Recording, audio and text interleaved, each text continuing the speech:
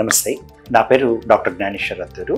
నేను Renova group of హాస్పిటల్స్లో chief and senior consultant vascular and endovascular surgery డిపార్ట్మెంట్లో.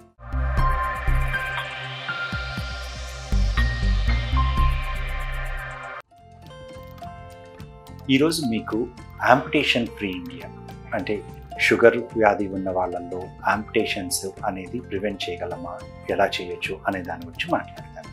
మనకు ప్రపంచం మొత్తంలో కూడా షుగర్ వ్యాధి ఉన్న వాళ్ళల్లో చాలామందికి కాల్లో గాయాలు అవ్వడము, అల్సర్స్, పుండ్లు మానకుండా ఉండడము, తర్వాత గ్యాంగ్రీను ఇలా అవడం వల్ల కాలు తీసేయాల్సిన అవసరం వస్తుంది.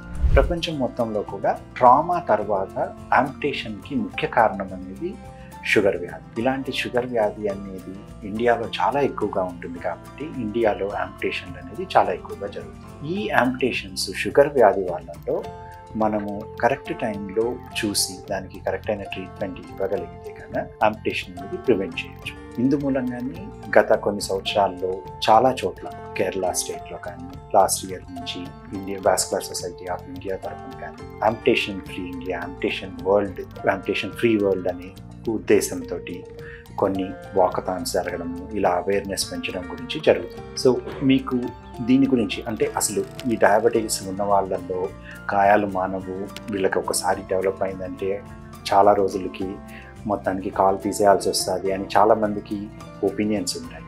అలా ఇళ్ళల్లో యాంపుటేషన్ అనేది ప్రివెంట్ చేయలేము అనే ఉద్దేశాలు కూడా ఉంటాయి. ఇలాగా మనకున్న ఉద్దేశాలని అవి నిజమా కాదా, నిజంగా షుగర్ వ్యాధి ఉన్న వాళ్ళల్లో వాళ్ళకి అల్సర్ గ్యాంగ్రీన్ వస్తే యాంపుటేషన్ అనేది మనం అవాయిడ్ చేయగలమా అనేది మనం ఈ సిరీస్లో తెలుసుకుందాం. Thank you.